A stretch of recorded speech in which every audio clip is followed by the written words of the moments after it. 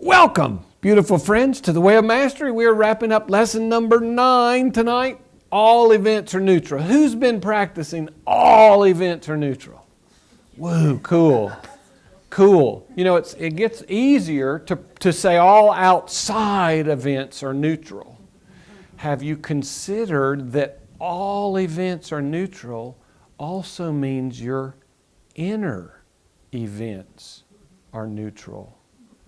All the ones that you say are so horrible, all the ones that you say are so deeply ego, all the ones that you say are, oh my gosh, all those are neutral too. Wow. Just saying. You might want to play with that a little bit. Because if you're making those events out there neutral, but the inner events not, you're still split within yourself. Like what I have to say, don't like what I have to say, it doesn't matter. It's completely up to you. The goal is not to believe me. It's to take what we share and check it with your own inner guidance and affirm it for yourself. That's the only way you know it's true. Please, we're not here peddling beliefs. We'd encourage you to get rid of all your beliefs. We're even doing a dialogue in a couple of weeks about bagging all your beliefs, all of them. So follow your own inner guidance. Most of what we talk about here tends to resonate very deeply with you. If so, then open to that and go, wow, what if that was my lived experience? Not a concept and a belief. What if it was my lived experience? If that truth rose up and informed the thoughts that I have, rather than going top down kind of thing. So like it or don't like, it's completely up to you. You ready, Cindy? I am created as my Father created me to be. I am free. And nothing sources my experience but me and each moment. Nothing has an effect on me whatsoever, save that which I choose to allow to affect me. I need do nothing. I do not live any ordinary moments. With each breath, my experiences are the stepping stones laid before me of God to guide me home. Therefore, I will bring awareness to each moment and allow it to teach me how to forgive, how to embrace, how to love, and therefore, how to live fully. The only relationship which holds any value at all is your relationship with God, your creative source. And the keys to the kingdom: desire, intention, allowance, and surrender. And the definition of love: love allows all things, accepts all things, trusts all things, embraces all things, and is therefore transcendent of all things. Thank you, Cindy. You know, we've been doing this lesson. We're on the last deepening of number 9, and one of my favorite things is to not have a clue what's going to come to deepen these 4 axioms, and then just being open and seeing what comes. But tonight I'm not going to do that, because we got so much to cover that I'm going to actually skip the axioms tonight, except to say these are 4 cornerstones of truth. Are you living from all 4? Of course, a one-legged stool you don't have a hope for. A two-legged stool you got to give a whole lot of attention to. A three-legged stool is pretty sturdy. You can walk away. But a four-legged stool you can be certain is not going to fall over. So just look when you get a chance and say, which one of these am I not yet living fully? And work with your inner guidance on what is it about number 2? I need do nothing. What can be revealed to me about that? What have I not yet totally understood or totally experienced or lived from? So anyway, work with those if you want, but we're going to move right on. WOM, the Washmaya, Nita Kadash Shama, Tete Malkuda, Neve Sivinach, Akina the Washmaya Oparaha, Haulan Lachman, Sunkanan Yamana, Boshwoklan Halpain, Akina Dapanan, Shwakin El Hayabain. Ula talan el nisyan, el pasan membisha. But had la him al kuda, uhaila, Utish Bhakta, La Alam, Amin, Amen. Father, Mother of the cosmos, shimmering light of all, focus your light within us as we breathe your holy breath. Enter the sanctuary of our hearts, uniting within us the sacred rays of your power and beauty. Let your heart's desire unite heaven and earth through our sacred union. Help us fulfill what lies within the circle of our lives today. Forgive our secret fears, as we freely choose to forgive the secret fears of others. Let us not enter forgetfulness, tempted by false appearances. For from your astonishing fire comes the eternal song which sanctifies all, renewed eternally in our lives and throughout creation. We seal these words in our hearts, committed in trust and faith. Amen. Amen. Okay, so he started the lesson talking about a logger's perspective, you know, the lumberjack kind of guy, Paul Bunyan dude, versus an environmentalist, and how they see the forest very differently. And you all probably have your opinions about that, but he's saying both of those opinions are just that. They're like opinions. You've all heard that about opinions and assholes. Everybody's got one. It doesn't make you special, or it doesn't make yours better than anyone else's. But the point is, he's saying even if all the trees were gone, even if the whole earth was gone, it would all still be a neutral event. I mean, he's really trying to cast an infinitely wide net so that we don't say, oh, little events are neutral, but big events aren't. Or events on the other side of the world are neutral, but in my own home or in my next door, those aren't neutral. So he's going to pick up right there. The energy that makes up the tree is eternal forever. It may change form, but life remains. Therefore, lament not the passing away of a species, but trust the grand intelligence that gave rise to it in the first place, for it is still busy creating even greater universes. I did this last time we did this screen. This is why loss does not exist. How does all of this relate to your daily experience? We want to suggest, and this is very important as we move into the following year, it's going to become very crucial that you have a foundation upon which to build if you are ready to completely assume responsibility for having been created in the image of God, and that therefore you are in an eternal creator. Begin now to utilize some time each day, without letting a day go by, in which you sit with yourself, not with your mate, not with your parents, not with the television, not with your favorite sports team, not with your favorite actor or actress, not with your favorite religion, not with your favorite God or master or savior, not even me. Sit with you and start by acknowledging that you are one with God. Understand that the very body that seems to have a heart within it, that is beating life for you, is itself the effect of decisions and choices you have made, that the very chair that you are sitting on is the result of your attracting a web of relationships that's quite unique into the field of your awareness, called the physical universe. And in that moment, you are having an experience you've never had before. You are sitting in the chair now, and the event is completely neutral. And nothing that you are experiencing in your consciousness exists or is sourced by anything outside of yourself. So the one thing that is life, love, energy, God, mystery, whatever you want to call it, is eternal. It arises and goes away, but it just changes form. So why do we get so attached to when it's changing its form? I mean, it's eternity, for gosh sakes. Do we really want it to look the same the whole time? I mean, maybe that's part of the joy, is that it's never the same. Our ego thinks safety comes in sameness.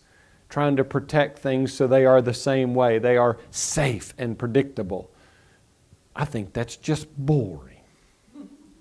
But anyway, in addition to doing this practice by yourself, because he's setting up right here this 5 minutes of abiding as Christ, which will become the foundational practice with which you will abide as Christ consciously. Even if you haven't a clue what that is, you're going to start at least imagining it, and you're going to keep working that throughout this entire pathway until you abide as Christ in every moment with no effort. You're just being that which is. So look how hard it will be to actually sit for 5 minutes by yourself. He didn't put it on there, but not with your favorite ice cream, not with your favorite distraction, not with your phone to text and check emails, not with your grocery list running in your mind, not with a cup of coffee, thank you, Marion, or a more adult beverage, whatever your proclivity may be. You'll be really surprised at how hard it is to simply be with yourself. And of course, he's saying that inner and outer, about truly turning your awareness completely within and being with yourself. But he starts to set this up that start to get present with the mystery of what is. You can sit in a chair, the same chair, for 5 minutes a day for a week, and you're never going to have the same experience. It's just not possible.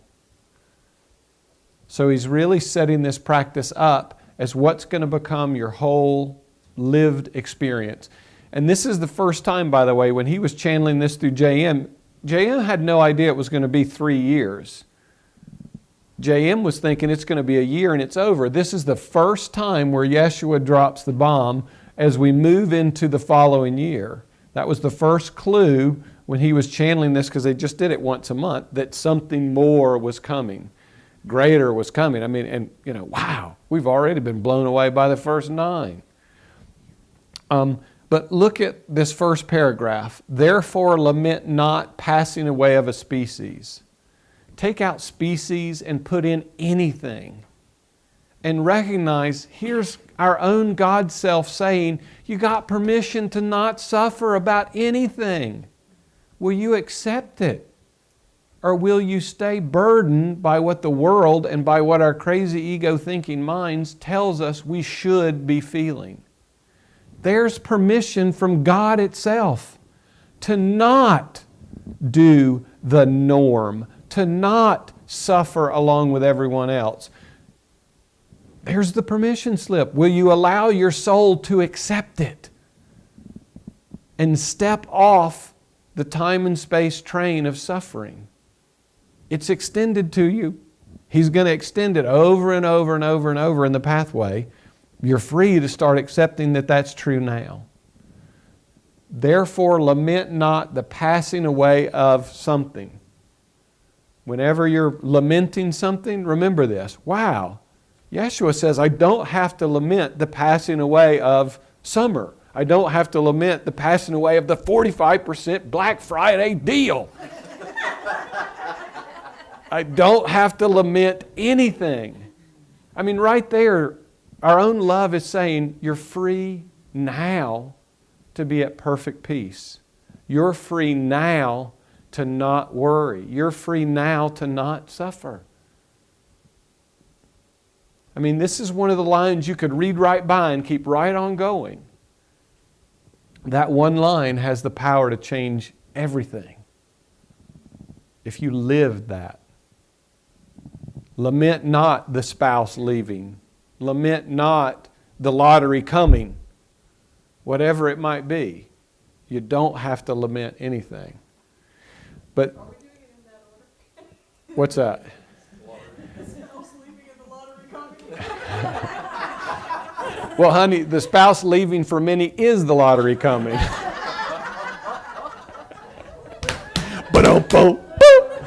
Okay, but the first part of this is really important. When you sit with yourself, start by acknowledging that you are one with God. He talks a lot in this pathway, and I've got a beautiful thing on the website about how to know if you're hearing guidance. He's always saying, start with the truth. The shortest journey to the kingdom is start with I and the Father are one. Start there, even if you don't have a clue what that is. Always start with I and the Father are one, therefore all must be known within me. Perfect peace must be available now. It's just interrupting, starting with the ego who thinks it's got an infinite journey to God. So it's really important, because sitting in 5 minutes as ego in a chair, well, we sit 24 hours a day, usually, won't do you a bit of good. Begin with I and the Father are one. I am one with God. Give yourself 5 minutes to choose, to practice choosing how you will experience sitting in a chair, with a mind full of worry or a mind full of peace, a mind thinking of all the things it could be doing, or a mind marveling at how the weight of a body feels pressed against the seat of a chair, a mind that creates tension in the way the breath flows through the body, or a mind that creates ease and comfort. 5 minutes of practice sitting in a chair as an infinite creator of exactly what you are experiencing in your emotional field. Just that. You might even want to play with what it would feel like to sit in a chair as a Christ. What would that feel like? I'll let you choose whether or not you would like to experience it. 5 minutes each day. Do it without fail. Be with yourself and decide how you will experience yourself now.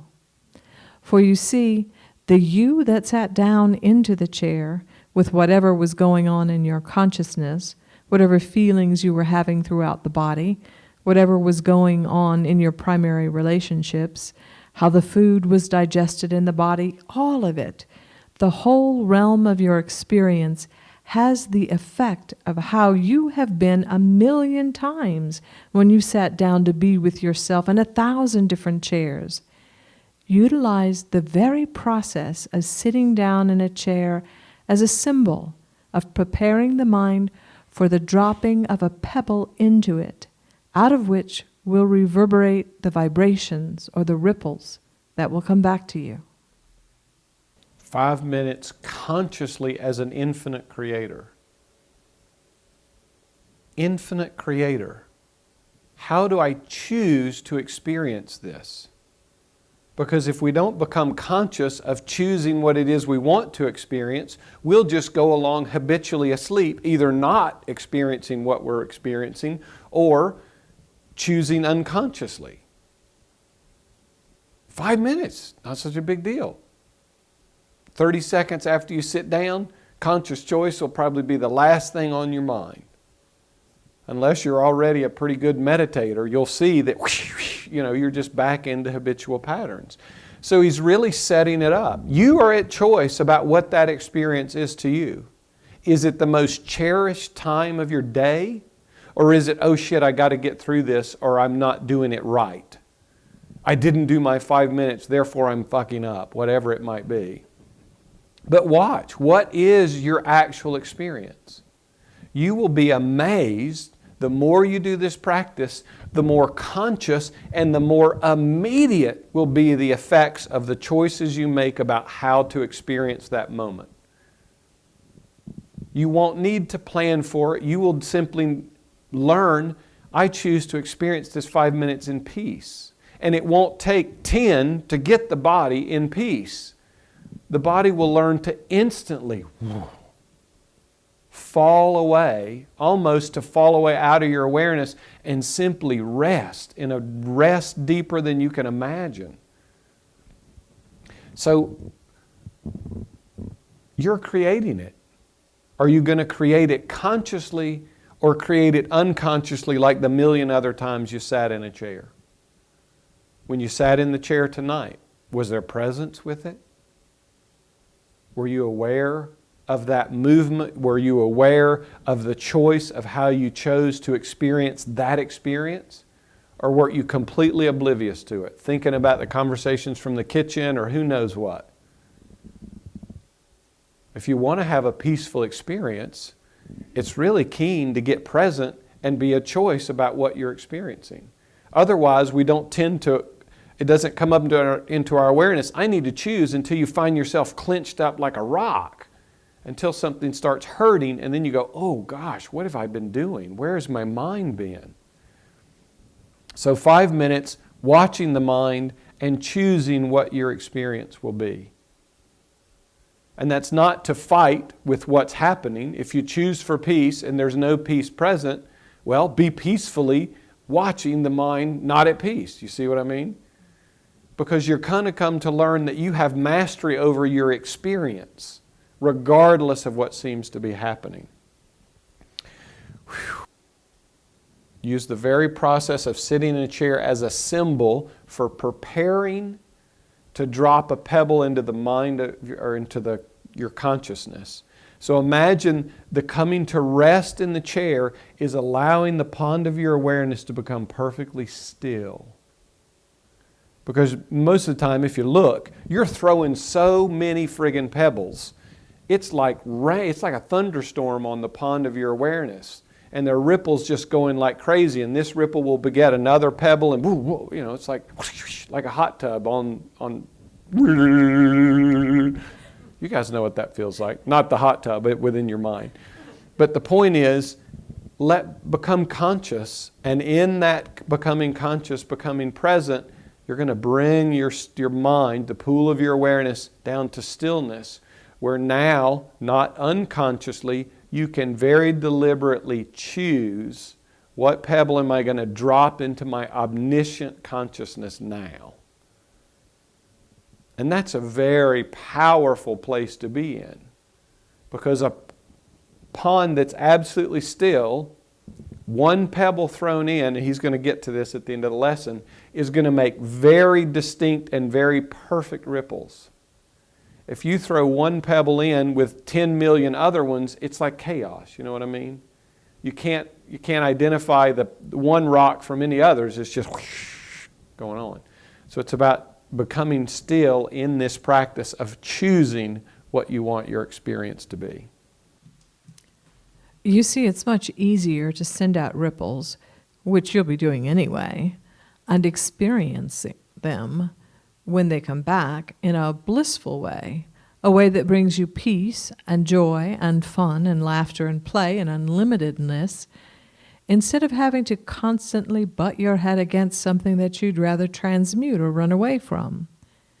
But it begins with 5 minutes, in which you acknowledge that you can create whatever experience you want, as a feeling that floods through your awareness, as a quality of thought that you allow to keep repeating in the mind. You can sit in the chair as an awakened Christ now. I and my Father are one. It's a beautiful day. I've manifested a physical form sitting in a chair in a corner of one little tiny dimension of creation. How amazing this moment is. I think I'll just sit here and feel the heart beating in the body, the breath flowing through it. Ah, there's a sound of a bird. I'm glad I call that to myself. I like the way that sandwich is digesting in this body.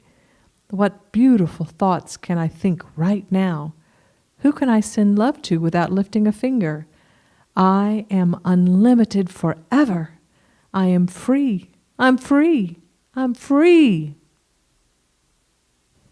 So, despite what your mind might say about what being an awakened Christ is, it is merely being present and conscious that you are a creator and you are doing it purposefully. You are not doing it unconsciously. You are not doing it sleepily. It's going to come with great benefits because as an awakened Christ, the more you do this consciously, of course you recognize the ripples that are going to come rushing back to you. Ripples that reinforce, I am free, I am free, I am free. That amazement, wonderment, because you're stopping the habitual pattern of mind, you're putting the brakes on it, you're getting present, and you're choosing, what do I choose to experience? So, you can sit in the chair as an awakened Christ now, and then, like He always does, He doesn't just leave it at that. Here's an example of what that might look like if you wanted to use this one. Don't make it an idol. Please allow your own beingness to customize your experience as you wish. But each of us recognize, how would your life be different if for the last decade, 5 minutes a day, you had been dropping those pebbles in your pond? Wow, yeah. Talking awakened Christ, no doubt. So, this can be a very, very fun experience. He alludes to that in the first paragraph. It's much easier to send out ripples, which you're doing anyway, and experience them when they come back in a blissful way, a way that brings you joy and peace and laughter and play and unlimitedness, instead of having to constantly butt heads against something you'd rather transmute or run away from. You want to know the quickest way to transmute egoic thoughts? Ha! You just laugh at them. Take joy in recognizing that they're absolutely insane. They mean nothing. They're unreal. Why push against them? Just laugh at them. How much fun could your 5 minutes be listening to the ego go off about how shitty you are or how you'll never get it? Wow, this is pretty radical. This is about bringing a whole different level of presence. Because as an awakened Christ, you can kick back and listen to every one of those thoughts and know, that's not true. That's ridiculous. I think I'll just sit here and this will be a situation comedy for me instead of a stress event. You can do that. If you're laughing at that, what needs be fixed? Haven't you already, by the choice to look upon it with innocence, wonder, and laughter, already fixed it? By simply choosing, I'm going to laugh and be at peace and joy instead of believing those thoughts and being in fear and doubt and unworthiness and limitedness and whatever. Simple. A choice. But the experience cannot rise until you make the choice. I choose to laugh at the insanity of my ego. I choose to look upon it as though I am God itself, looking upon that thought, knowing I'm God. I'm God, and the unworthiness thought comes. You don't think God goes, oh shit. Oh God, nobody can know I had that thought. I mean, just like, what? That doesn't make any sense. Just laugh at it.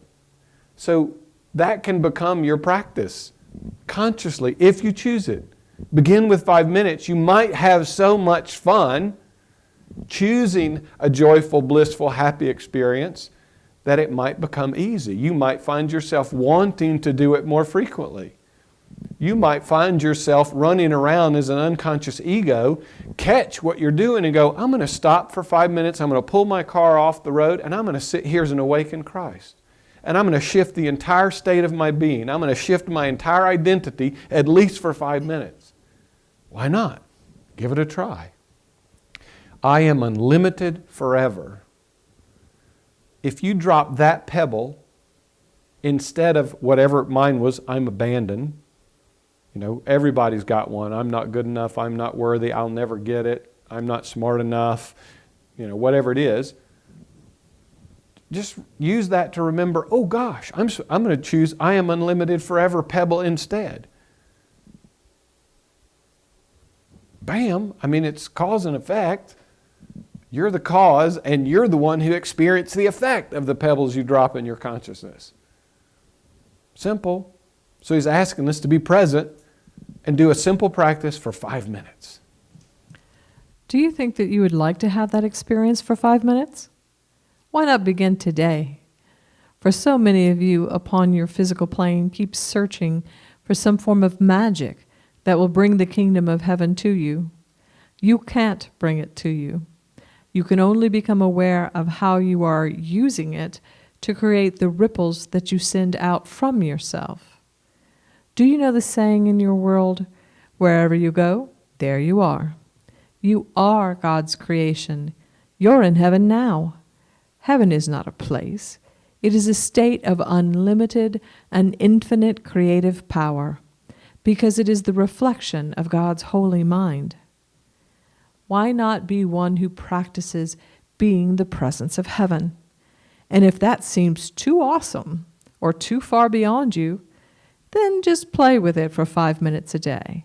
And trust me, I will love you no less if for the other 23 hours and 55 minutes you decide to play it pretending and feeling that you are little, unworthy, unloved, unloving, unlovable, and that you are the scourge of the earth, that life is constantly victimizing you. Go right ahead. I would never interfere with your free choice. I may not come and knock at your door except for those 5 minutes, but you remain free to utilize time any way you wish. So there he is. He's not judging us for the fact that we all chose ego. And you know, he chose it too. He incarnated in a body. He wasn't awake when he got here. He chose it too. That's why he's so good at these pathways, because he lived it too. He walked it too. He knows our insanity. It's like he's in our mind. Well, of course he is. So go right ahead. Use it for whatever you use it with. But know you're using it as the infinite creative power that you already are. Would you like to be conscious to that and simply choose again? Because you're always creating and you're always experiencing the effects of your Creator. He said, ask and it is given. If for 23 hours and 55 minutes you drop shit bombs in your pond, wow, I bet your life looks a lot like crap. If you drop unhappy thoughts and judgment thoughts, I bet your life's pretty unhappy. I mean, you don't have to look any further.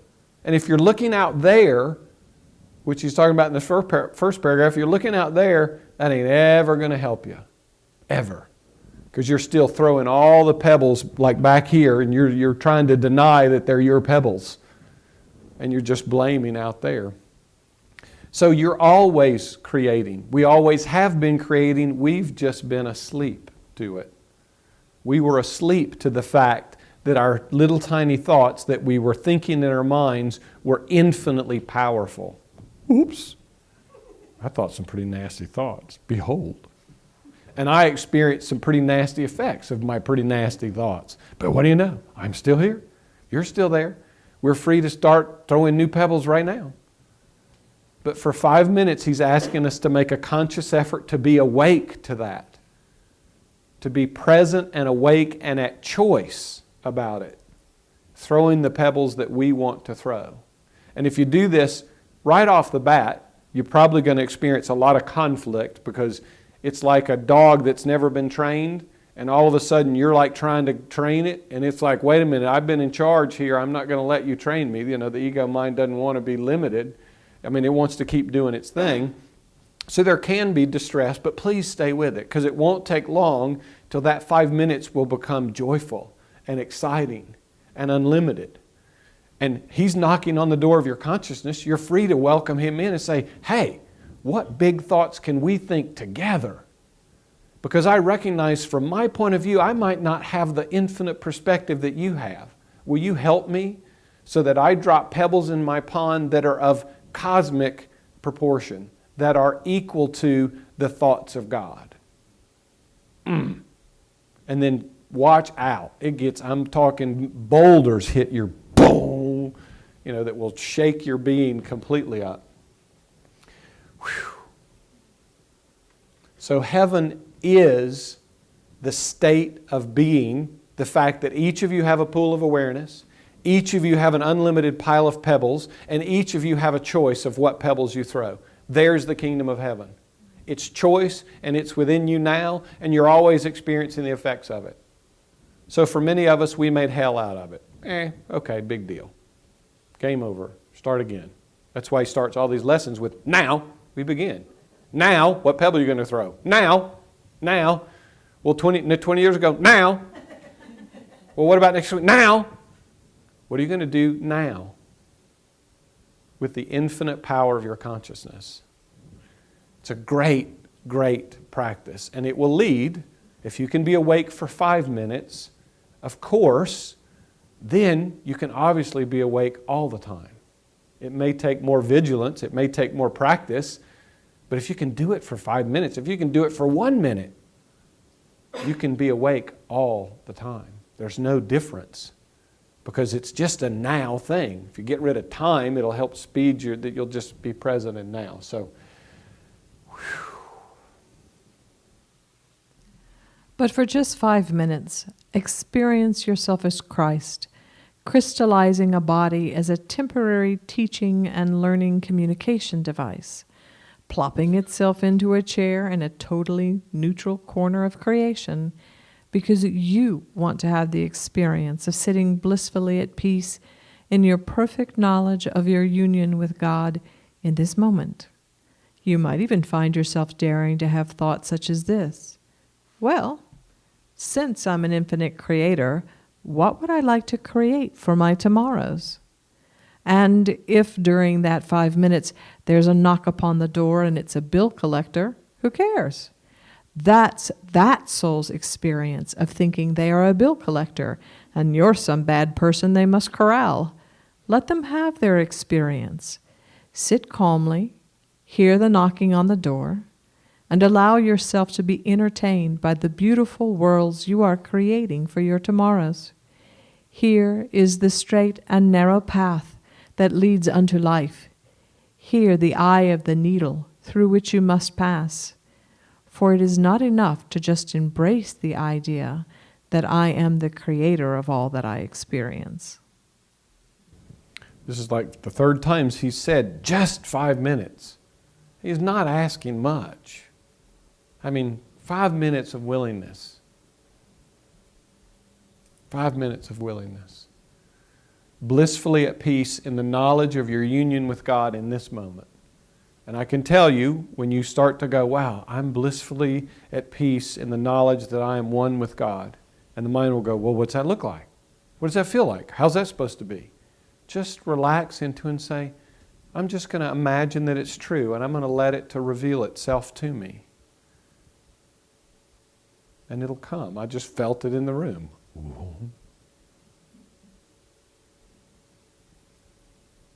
Because the thinking mind isn't so much the creator of the experience. That's the effects. That's what the ripples do. The thinking mind is that which just throws the pebble. You see what I mean? It's the energy, the vibration, the frequencies that come back as the waves that create experience. I'm an infinite creator. What would I like to create for my tomorrows? I mean, because if you're not giving some consideration to that, well, then you're just creating same old, same old. Is there anyone here who would say, I don't want any change in my life? Well, you're free to create it as an infinite creator. And he's telling us how we do it. This pathway is saying we're creators. On this one slide, he's thrown in the pebbles. He's thrown in that we're the creator of our experience. And he's even thrown in that it's the eye of the needle. And it's the pathway to life, capital L, life, eternal life. The fact that we're eternal creators. And this realm was where we played with doing it unconsciously. Where we thought we weren't. Where we thought we were apart from God and we were not any part of cause. That we were effect. 5 minutes, great practice. I don't think you answered the door for the bill collector, do you? Doesn't sound like he answered the door. So, he's given you permission 3 slides ago that you don't have to lament anything passing away. Here, and it's all your own choice, you do what you do with your time. He's saying you don't have to answer the door for the bill collector. I mean, I don't know how the company feels when they call you up and you go, well, Jeshua told me. Because Jeshua will go, you are an infinite creator. Don't point the finger at me. But the point is, just look how you would, he's making this example around money because he knows we tend to rush into unconscious patterns. And he's saying, even when presented with patterns that trigger you into unconscious behavior, you still have a choice. You still have a choice to feel differently about it and experience it absolutely differently. One of the first things he did with me when we were doing Waking Up to the Movies, he showed me his crucifixion because I didn't want to see my stuff. And he said, well, let me show you my stuff. So he showed me his crucifixion, and he showed me, and I felt the experience that he had during the crucifixion. There was no suffering. He had mastered this and was in bliss in his perfect union with the Creator. That's not to say that lots wasn't happening within his body, but his consciousness was not focused on the body. His consciousness was focused in God. And it was a radiant, incredibly radiant experience of love and peace and joy and incredible compassion for for the persecutors and for all of creation. I mean, if he can do it under those circumstances, a bill collector at the door. I mean, give it a try. Because his power of choice is no greater than ours.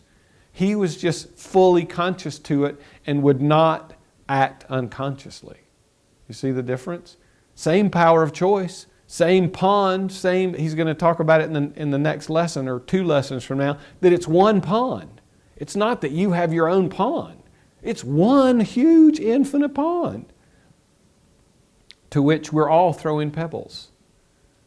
And the power of his choice is no different or no greater than anyone else's. So, honey, read that last line again, because that's going to pick up in the next paragraph. For it is not enough to just embrace the idea that I am the creator of all that I experience. You must then choose to actively put it into practice. It begins with the practice of 5 minutes a day. That's all. And when you feel that you can fulfill that for 5 minutes, then you can make it 10, and then 12, and then 15, and then 20, and it sounds like such a little piece. You mean for 20 minutes hang out as though I am Christ incarnate, totally in union with God, totally free to begin creating different ripples than I've ever experienced before, knowing that they will come back to me and become my manifested experience? No doubt about it. But 20 minutes? Even if I could achieve that, that's such a small fraction of the time of a day. Beloved friends, if you had faith as a tiny, tiny, tiny little seed, you would know that you, from that tiny little faith, will create the mighty oak tree, whose branches will shelter you from the blistering sun and give comfort unto many. 20 minutes is an eternity when it comes to creating your tomorrows. Wow. Cool. Just 5 minutes. He actually had me do the math, which I'll show you on the last slide, of how tiny a percentage of a day it is. You'll be shocked at how tiny a percentage of a day it is for 5 minutes. Even 20 minutes is still a small percentage of a day. As though I am Christ incarnate. Because the ego says, oh, no, I have to wait until I become Christ incarnate, and then I'll be able to create like Christ. But right now I'm just a body and I'm screwed and my parents are assholes and I don't have any money and this friggin' pathway's pissing me off and the ego's beating my ass. And anybody familiar with that? Pebble, pebble, pebble, pebble, pebble. No wonder that's the experience that comes rushing back at you.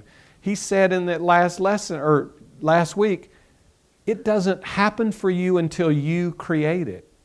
You are birthing and creating the incarnation of Christ, and this is how you do it.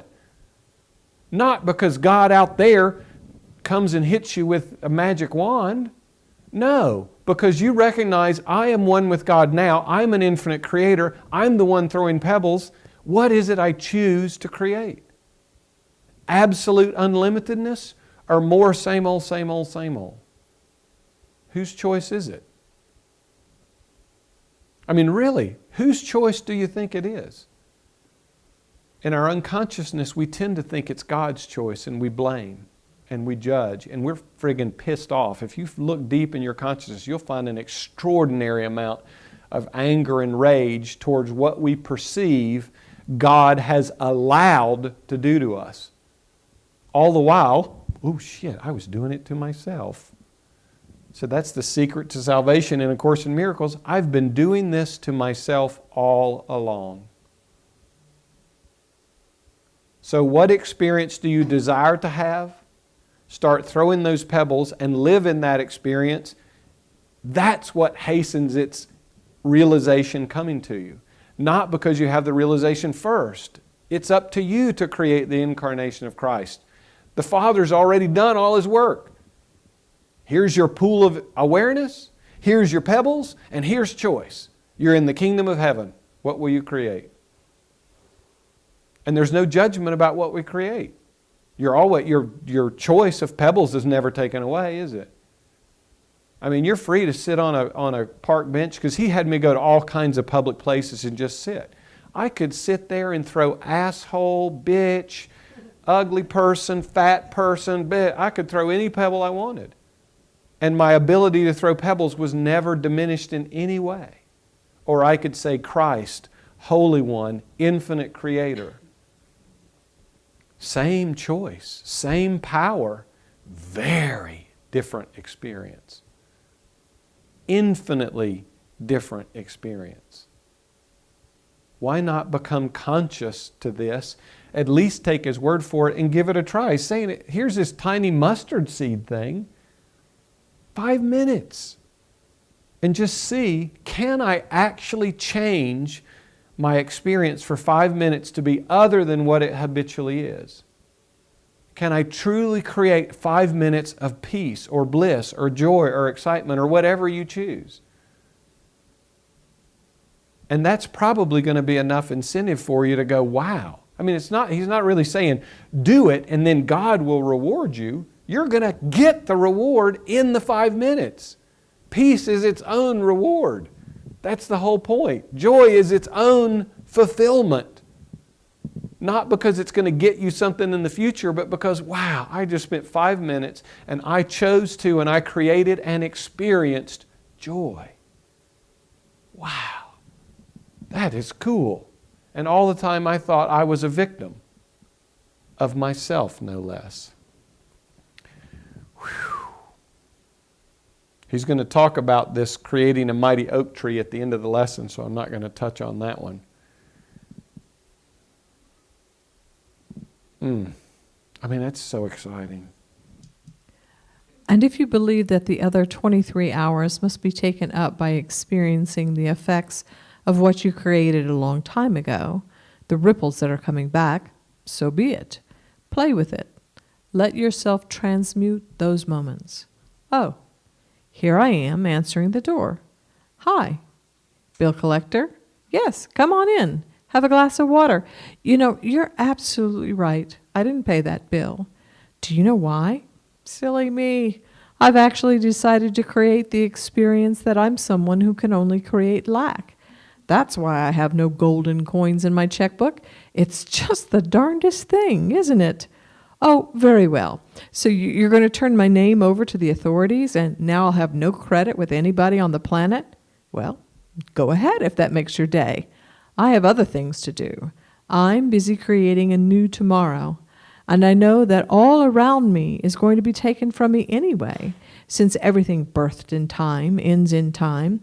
My house will be gone, my car will be gone, my clothes will be gone, my friends will be gone.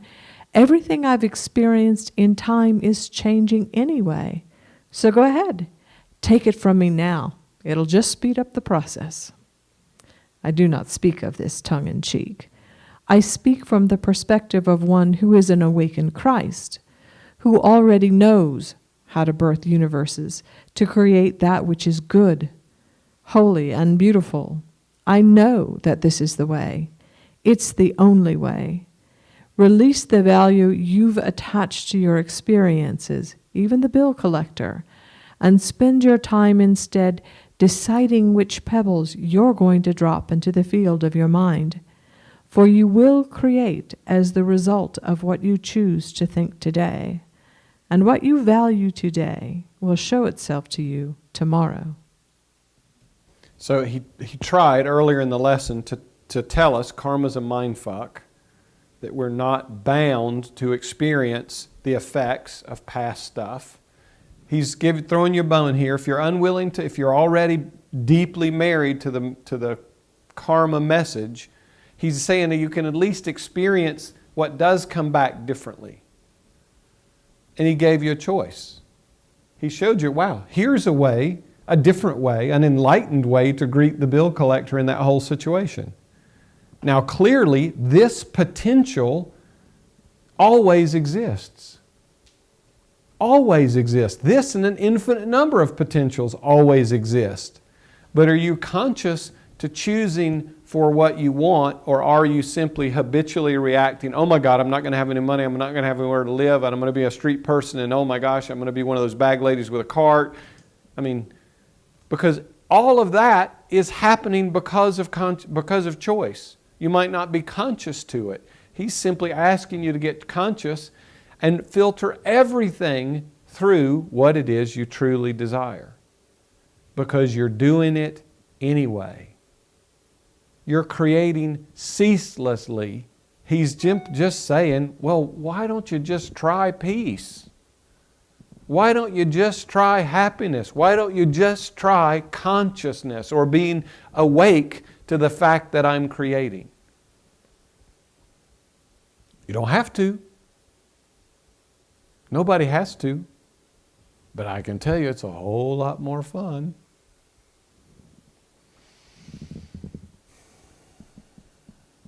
And you know, oftentimes I wasn't real good early on about coming up with an enlightened perspective on how to see something because I had spent so much time unenlightening myself.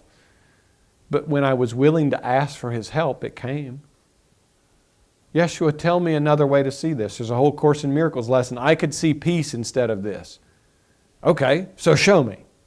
I want to hear the thought. I want to feel the feeling. I open to our one shared mind. How would the enlightened mind see this experience? And I can sum it up for you shortly to say, the enlightened mind sees every experience without exception to be wholly owned, wholly created, and an opportunity to extend love. An opportunity to be at peace, an opportunity to experience what you choose to experience without any obligation to experience anything you don't choose to experience. Cool. Really, really cool. So transmute those moments. If they do come rushing back at you, it doesn't do you any good to deny them or push them away. I mean, then you're really going, I'm not a creator, and I'm going to ignore my creations. Embrace them and transmute them through your willingness to enlighten what before was dark. Bring consciousness to what before was unconscious. Whew.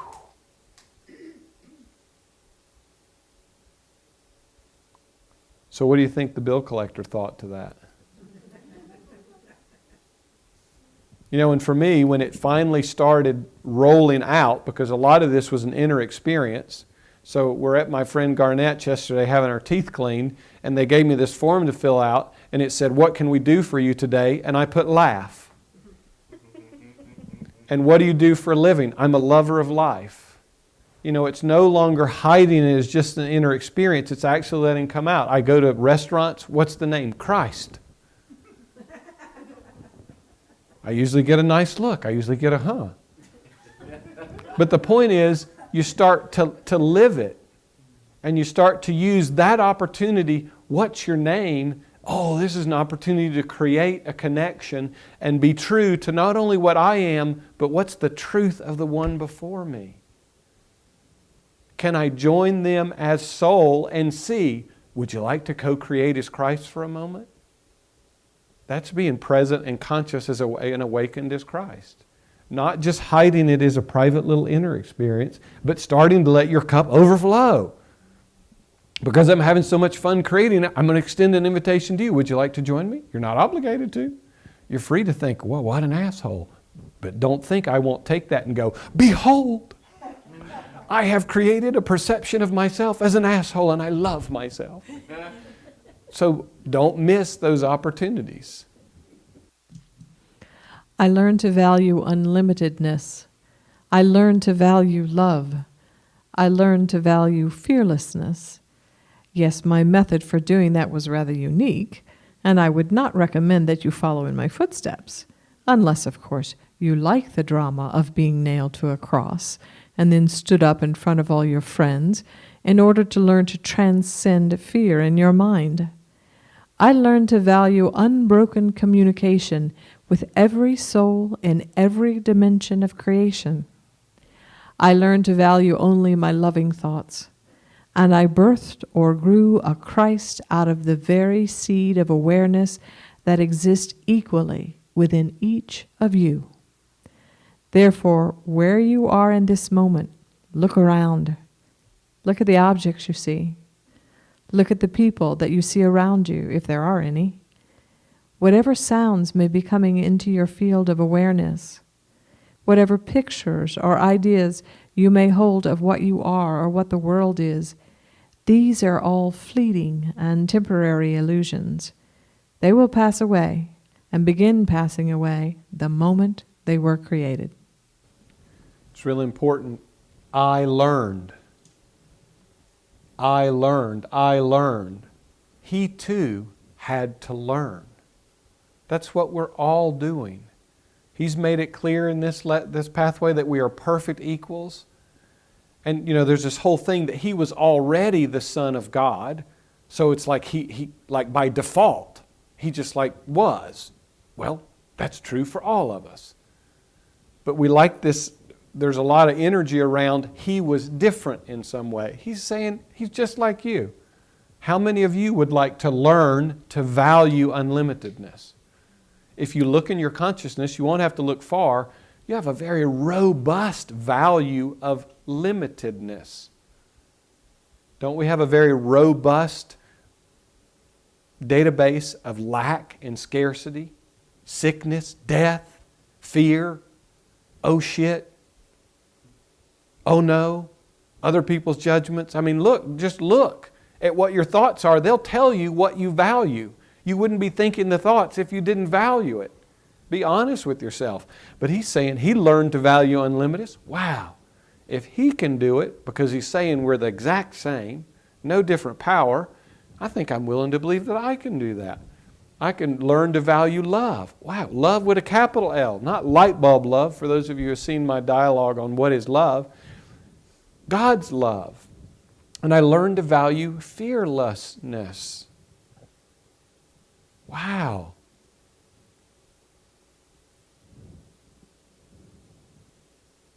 And there are an infinite number of ways to learn to value those. I told him I didn't want to go the crucifixion route. He said, great, I got that one covered for you. You don't have to go that way.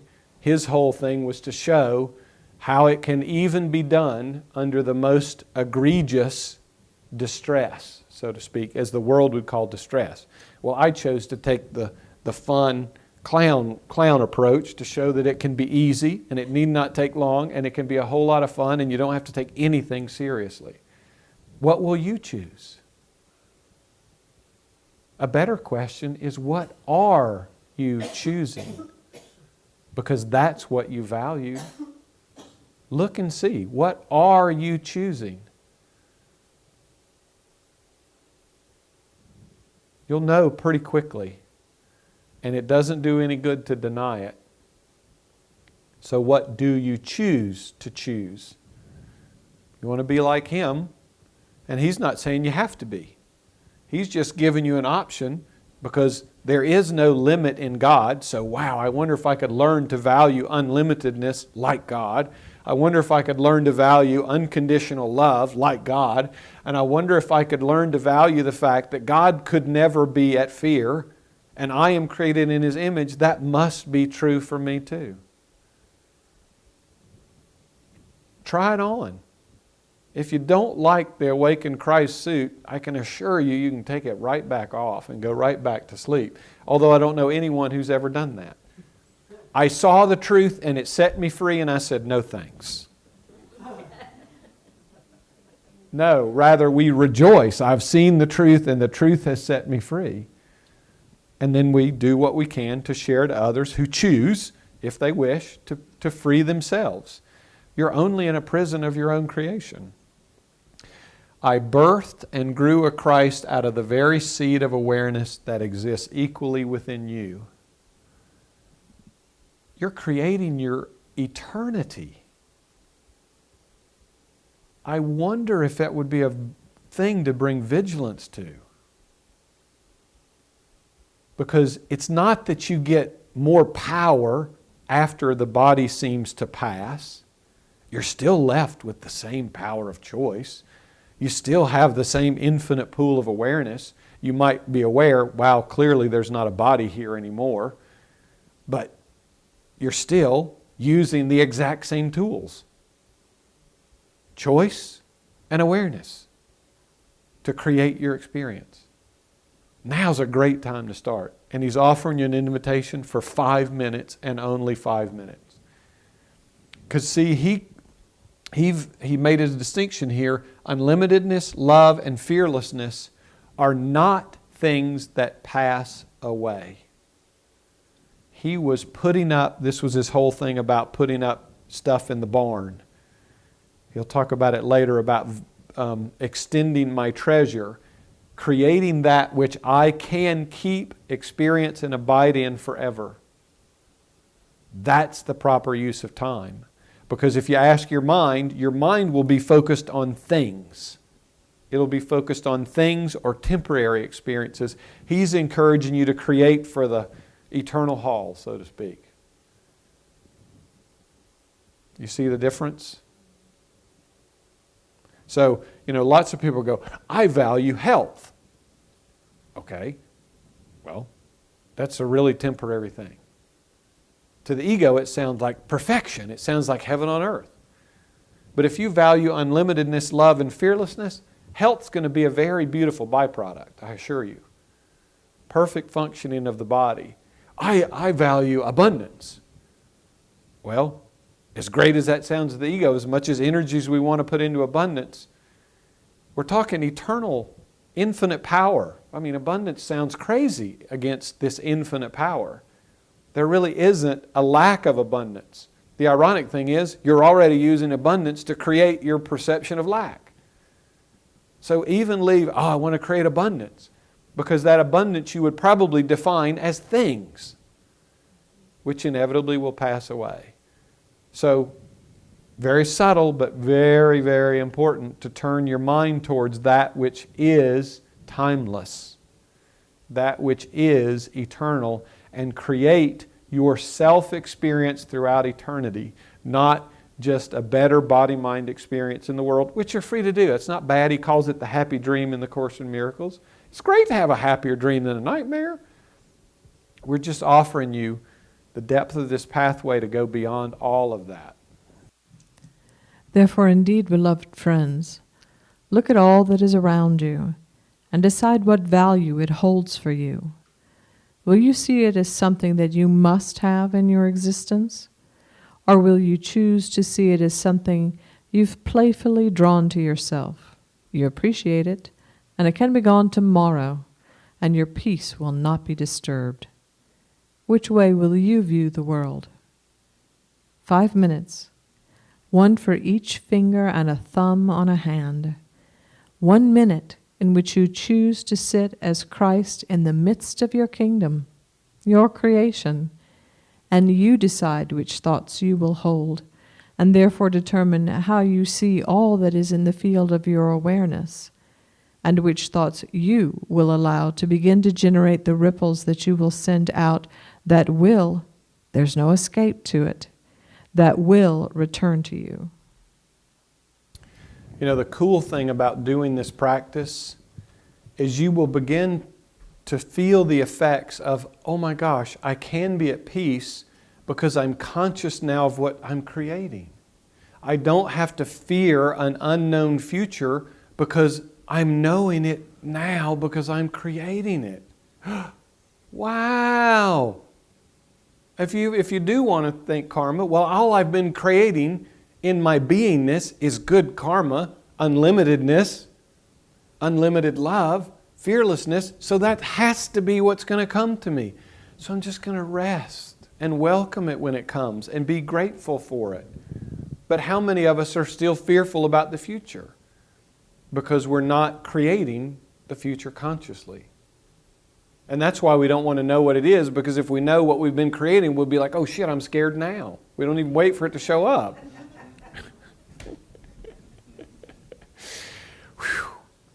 But look at your life. What can't you do without?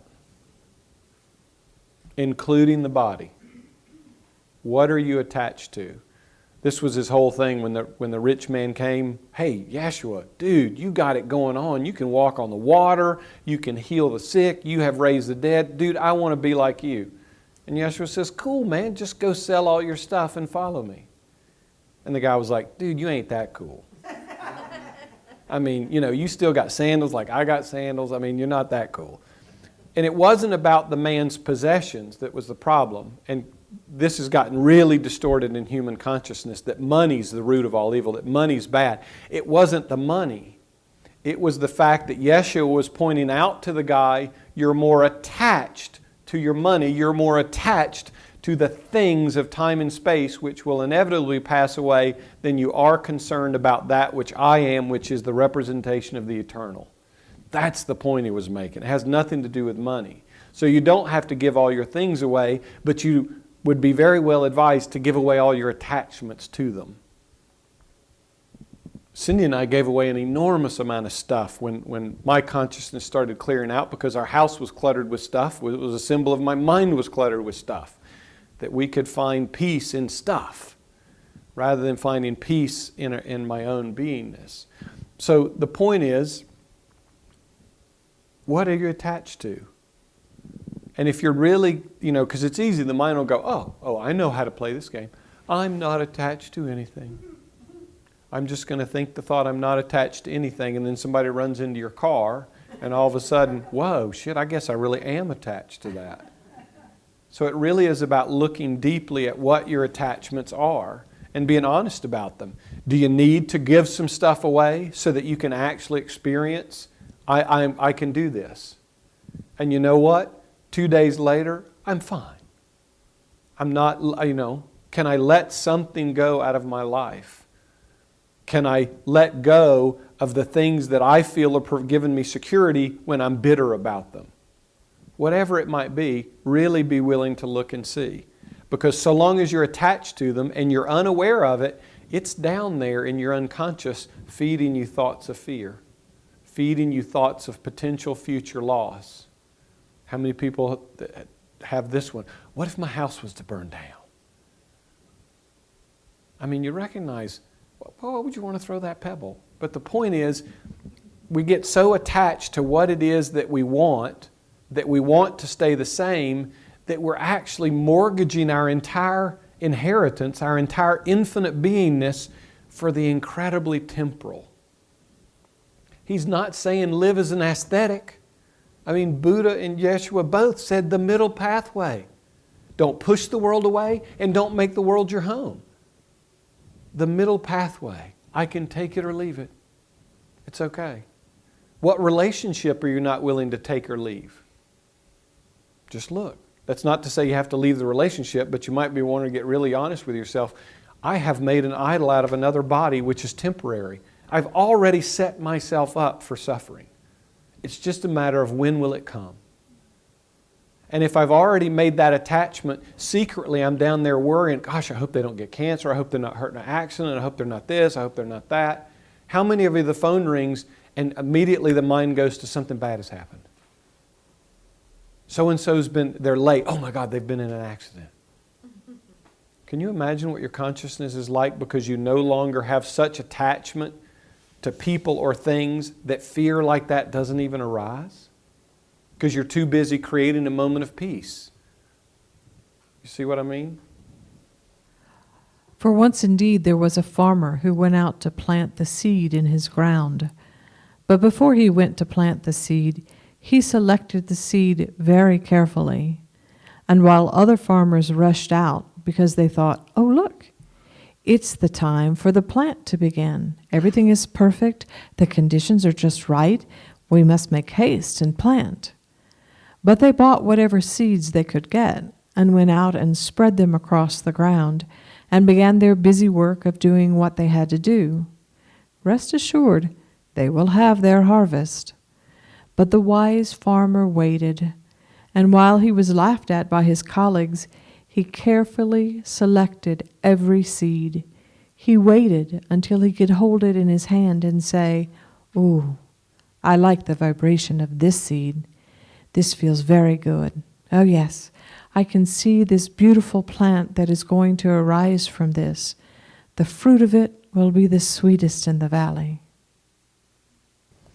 So how many of you are familiar with the law of attraction? How many of you have gone to that? Cindy and I actually did some of that stuff way back. Whose vision board has eternal life on it? The point is, it's the exact same thing, but the farmers that rush out and put a picture of a house and a Mercedes and all the things that their mind tells them will make their temporal experience, they could just as easily put fearlessness. They could just as easily put absolute perfect peace. They could just as easily put every moment in full conscious communion with my Creator. Whoa! It's the same process. It's just a matter of what is it you truly want. Go for the gusto, I would suggest. Go for the whole Christed God self enchilada. Then, if you want all those other things, you'll be able to add them to yourself, but you'll add them in joy, not because you think they're going to give you something. So he's saying, here's the way the world is, but I was the wise farmer.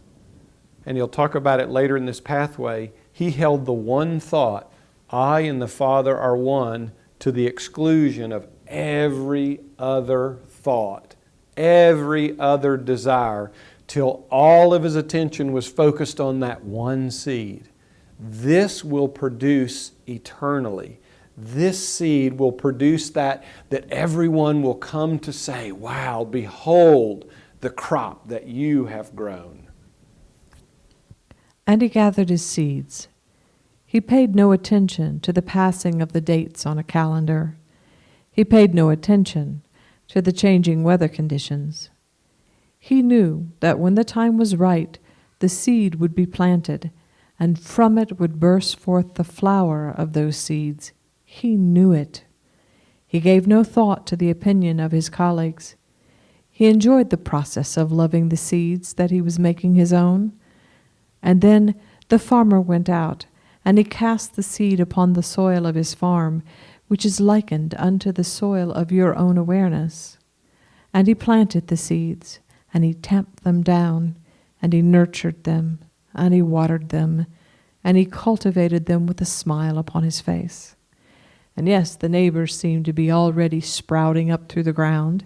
He couldn't have cared less, for he knew that these seeds would bring him an eternal harvest, that they would not just burst forth from the soil and then throw out some mediocre fruit and then die, for he had selected seeds that would constantly bring forth in each season the best of fruits.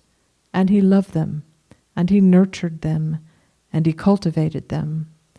And long after the other farmers had grown weary and tired and had experienced drought and seeds that brought forth fruit where insects would come and destroy them, that would not be purchased and bought by the people in the marketplace, this one farmer became the greatest of farmers in the entire valley. You know, the image of the tortoise and the hare comes to mind. Rush, rush, rush, rush, rush. Everybody else saying, oh, you got to do this, you got to do this, you got to have this. You know, there's tons of that energy in the world. He effectively said, I turned completely away from the world. I abandoned time. I abandoned the effects of what time could seem to have upon my creation, the farm that he was cultivating in his own awareness, and he did his thing. He wasn't just ridiculed during his 3 years of ministry. He was ridiculed as a boy because he was already turning away from the world. He was already turning deeper towards this cultivation? I don't know. I think he sprouted a mighty productive farm. A very powerful one. One that spoke to all of humanity when he said, "This crop I have grown, you too can grow and will grow greater." But not by rushing out and rush, it's got to be now, that kind of thing. About being very conscious, very present, awakened in every moment, consciously cultivating what pebble you're dropping in your pond.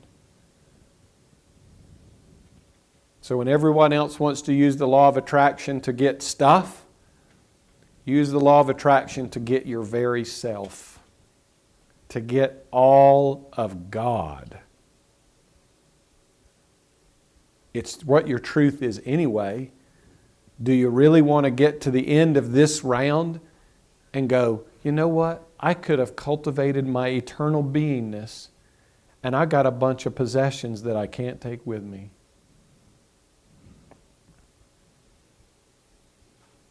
Because that moment will come. What if you lived it now? Why not? You're free to. Because you're not going to take any of those with you. He cultivated that which he could take with him and would reap him an eternal harvest. 2 slides ago, he said he knows how to create an entire universe. I bet you he was cultivating that pebble while he walked this earth. What would it be like to birth universe upon universe upon universe of the good, the holy, and the beautiful? What would it be like to be the Savior of every universe? These are some that he's dropped in my consciousness. I mean, the mind will tell you that's damn arrogant. But I'll cultivate those thoughts instead of running out, to get more stuff in the world. Your choice. What is it that you choose to create? So clearly he's talking about him, how he was the farmer that started to cultivate the eternal things using the laws of eternity, not the laws of time and space and of the world. And people would come from all over the world to bite, to take a little nibble out of the fruit that came from his garden. And yet the farmer merely delighted in continually loving and nurturing these seeds and cultivating the soil in which they were planted daily. He never took his consciousness away from his perfect union with those seeds. He never forgot that he was the one that created his farm as a direct result of his careful selection of which seeds he would plant in his soil. And while others marveled at his good fortune, and while others were jealous of his good luck, the farmer always knew that no magic was involved. He merely followed the footsteps of the wisdom given to him by God. Take my fruit and plant it in your consciousness. Know that you are one with me, and that fruit you experience is the result of the seeds you plant in your own consciousness. That you cannot help but experience the result, the fruit of the seeds you plant. Nothing bursts forth on the vine of your experience by accident. Therefore, create with me, my child. Create like unto myself by knowing that you are a creator, a farmer, a planter. And you will indeed harvest the quality of the seeds that you plant, just as you, beloved child, are the harvest of the seed I once planted when I first held the thought of you in my holy mind. And in that moment, you arose as a sunbeam from the sun, made in my image. I held you as the thought of love in form, and I bestowed you with all good things. Therefore, see yourself as I see you. Embrace yourself as I embrace you. Accept yourself as you are, a creator, creating without ceasing. The wisdom given to him by God. Well, he just gave it to us. No greater wisdom. Here's the way of mastery, the way of creation. There it is. Do we believe it? Do we actually say, oh my gosh, God has just given me the secret, the real secret, not the worldly secret. We should call it, God's given me the truth, and I'm going to do exactly what He suggests. And he goes on to say that's how God created us in the first place. It's the very fundamental law of creation.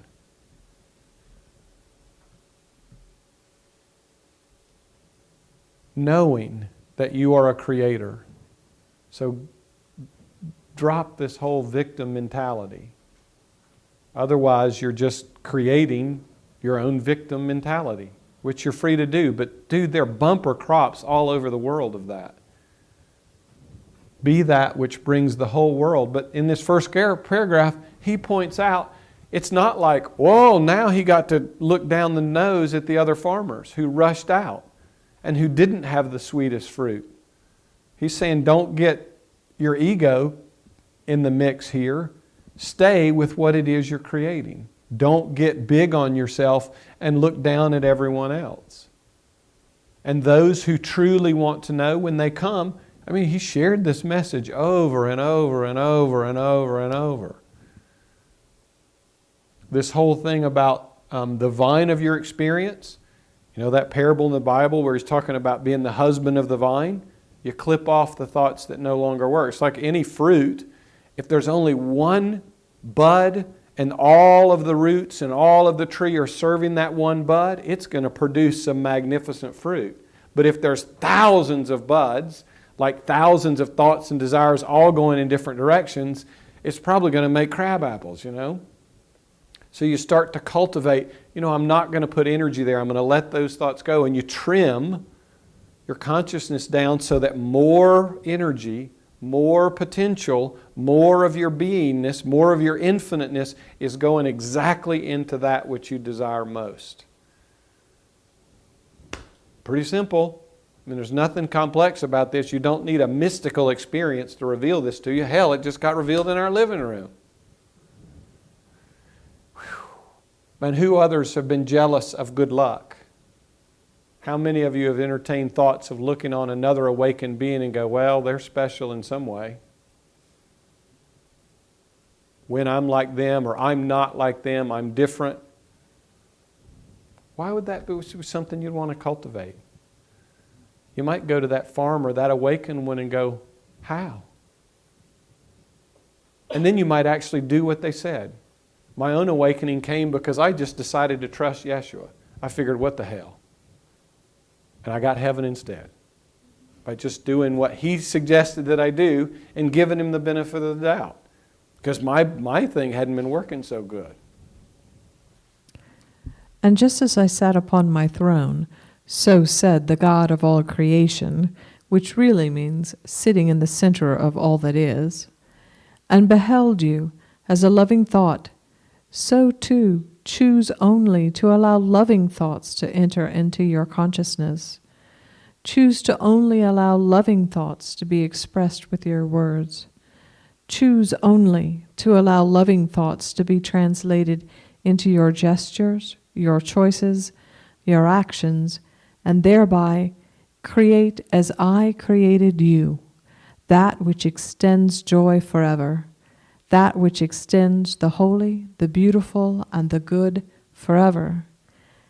For that is what you are, and that is how I thought of you when I created you, and that is what you remain eternally.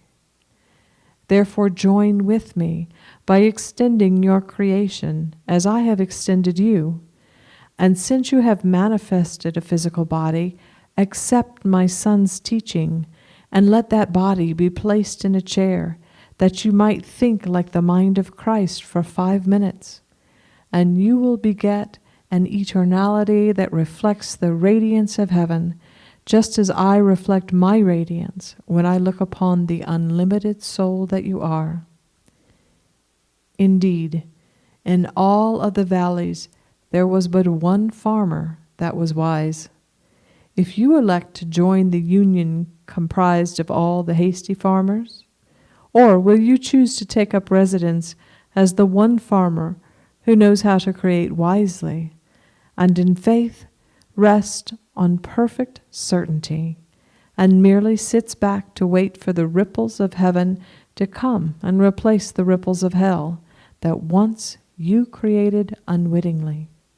So even if you don't take his word for it, he turns around and speaks in the voice of God to you and extends God's invitation directly to you. I don't know about you, but I would think the pebbles that you have dropped in order to bring this into your awareness have been pretty good ones. So bravo, well done we have. And you will beget an eternality of that reflects the radiance of heaven. Just as you reflect my radiance when I look upon the unlimited soul that you are. You could just abide for 5 minutes for a week contemplating that one paragraph. Feeling into that, not thinking about it, but inviting, wow, what does my radiance feel like as it flows forth from God, as God shines His unlimited radiance upon the soul that I am? What does that feel like? What is that experience of knowing? What would it be like to live in that knowing, not just for 5 minutes, but throughout eternity? I mean, take these things, they're stinking springboards to your own direct experience of knowing, not concepts, not thinking. Choose only to allow loving thoughts to be translated into your gestures, choices, actions, and thereby create as God created you. Here's a tip for you. If you're willing and your partner's willing, have no private thoughts for just a couple days. Let every thought that comes through your consciousness actually be spoken out. And you'll see how much you're hiding behind thoughts. You'll see how much you're hiding by cultivating and protecting unloving thoughts. We do that kind of stuff, especially in special relationships, all the time. If your partner's conscious enough and you're willing, this is kind of like the movie Eternal Sunshine of the Spotless Mind that we did, where both of them got to hear each other's mind tape, and it actually helped to wake them both up. Can you use your relationship for that person rather than holding back and cultivating, not saying all those thoughts that come? Everyone. And watch, because you're going to want to bite your tongue on some of them. You're going to not want to say them, even though you're in this agreement. Because get real about what you're truly, because no thoughts arising by accident in your consciousness. It's not. It's the effect of pebbles that you've thrown before. So are you willing to get truly conscious? So that you don't just put on a face of innocence and act all spiritual, but that you're truly cultivating it through and through and through. And you each know, I mean, we can feel it when it's fake. You can feel it when it's on someone and it's not genuine, it's not authentic. But there's a whole lot of that. I think he talked about it in the early lesson. Somebody standing there holding their Holy Bible or carrying around their Course in Miracles book and then blasting people away at the Course meetings. So through and through. And that means exposing what the ego wants to keep private, that little world, because it's that world that creates. You know, you say the right things. You know, that whole don't say anything if you don't say anything if you can't think anything nice. Well, we just took that to mean I'm going to shut up, but I'm going to keep thinking all the shitty things I wanted to say. So, all those, you know, the pebble of a spoken word is no more powerful than the pebble of an inner word. It's the same thing. The universe hears them all. So, through and through, get really honest with yourself. And don't beat yourself up. It's easy to do that. Actually welcome this as my extended period of practice so I can consciously choose differently. Because you can't consciously choose differently until you're consciously aware of the choice you made. You see what I mean? And you only need to look at the thoughts you're thinking, the feelings you're feeling, the experiences you're having. That will tell you very clearly the thoughts that you've been thinking. You can't deny it. I mean, you got to really, cause and effect are one. They're not separate. So God looks upon you as the unlimited soul that you are. I don't know anything about, there's nothing in there about judgment. I mean, if there's anything that's going to get judged, God's going to say, my unlimited soul, how did you have fun creating in 3D? What do you want to do now? And you're going to be like, what? I thought I was coming to like some inquisition about what I did and I could have created anything? Wow. And God, oh, go back, you can practice again. You get another chance. Use this chance. Everyone you see is a minister. You cannot help but minister to the world in each moment. Therefore, begin your ministry of enlightened consciousness now. And I promise you this, absolutely, irrevocably, you will experience all that I have known and more. You will experience complete victory over death. You will experience complete unlimitedness and abundance. You will experience perfect peace, perfect miracle-mindedness, perfect unbroken communion in bliss with all of creation. Once when I was a man, I was taught to sit at the base of a tree for 5 minutes a day and to imagine myself to be the creator of all that I could think, all that I could see, all that I could feel. 5 minutes taken out of the hours of play of a child. You are a child at play in your own kingdom. Will you give yourself 5 minutes to learn to be a Christ that creates in unlimited perfection and alignment with the mind of God, whose experience is always radiating bliss and free of limitation and fear? You will experience your creation. What that creation is and how you experience it is entirely up to you. You know, it's kind of a sad thing that we're so desperately asleep that He's practically begging us to give just 5 minutes. I mean, it's like every paragraph, it's like, would you please, please, please, I promise you it's going to be worth it. Just, gosh, give just the tiniest bit. Come on. Because, you know, we're really good at nodding our heads and going, wow, that sounds great. Yeah, I'm going to do it. And you do it once and then, oh shit, you're back in your pattern. I mean, you already are the kingdom of heaven. But He's really trying really hard. I mean, how much are you loved? God doesn't just knock once. He's knocked in every paragraph. Do you hear me now? Do you hear me now? How about you? You hear me now? Whew. You will experience it, but you won't experience it because I've seen this pattern too. Oh, that's the truth. I'm going to experience it, and then you just don't make any changes. You throw one pebble that I'm going to experience it, and you go right on creating as you've always created, thinking that it's just going to come from God somewhere. You got to do the consciousness. You have to become conscious to create consciously. This then will be the fulfillment of the message of this hour. And as you can see, it's very much built upon the last. But it begins to translate the truth into action. Very simple, very practical. So simple and so practical that you'll be hard-pressed to find a reason against it, an excuse. For those of you so busy trying to take care of dealing with all the things life throws at you, even you know that you can find 5 minutes. And that 5 minutes can be the beginning of birthing a whole new universe for yourself. Happy sitting.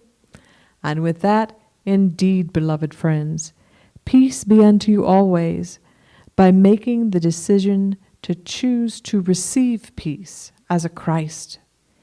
Herein lies the secret of much of what will be coming in what you call your future months. For that which I specifically seek to do in this specific work that you know and call Shanti Christo is the birthing of a multitude of Christ that dwell upon your planet Earth at the same time. It has never been done before. Woohoo! So this is really like recruiting. Anybody want to come join us? We're having a great time. The more, the very much merrier it is as the awakened Christ.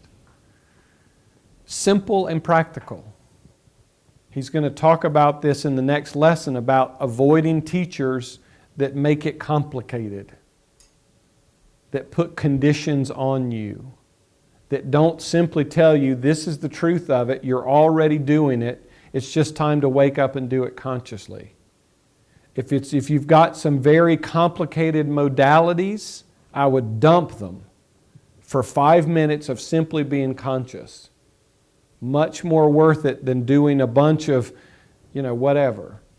If you really believe that holding the body in a certain posture or holding the mind at perfect stillness is what's going to create peace for you, he's suggesting get on about being the eternal creator that you are. I mean, you may get to God and say, God, I created perfect yoga postures. Where's the body that did that? You see? What's that going to do for you when you don't have the body? What are you going to cultivate consciously that you will have with you forever? Your choice. It's up to you. Choose to receive peace as a Christ. Choose to receive it. By the way, you don't just run down to CVS when you run out. This stuff, because you can't buy it on a shelf because it's already within you. You're free to dose yourself with peace as frequently as you like. I can assure you, I have tried to overdose on it. It is not possible to overdose on peace. I'm still trying, but I haven't found it yet. But it's something you receive of yourself. You don't ask for God out there and say, I'm waiting, God, because you're throwing the pebble. I'm not the creator. God's the creator, and He's way out there, and I'm waiting for it to be gifted to me. How many of us have done that? We've asked for something, and we just sit there like, well, it didn't come. Why didn't it come? God must not love me. He hasn't chosen me yet. Fuck, I am unworthy. Shit! I knew this wouldn't work. I didn't even want to ask that question because now I proved to myself that God doesn't love me. Damn it! I got duped. Rather, I open and gift myself. And let's just try this together now. I open, and from my infinite self, I gift myself with the experience now, and I receive joyfully my own perfect peace.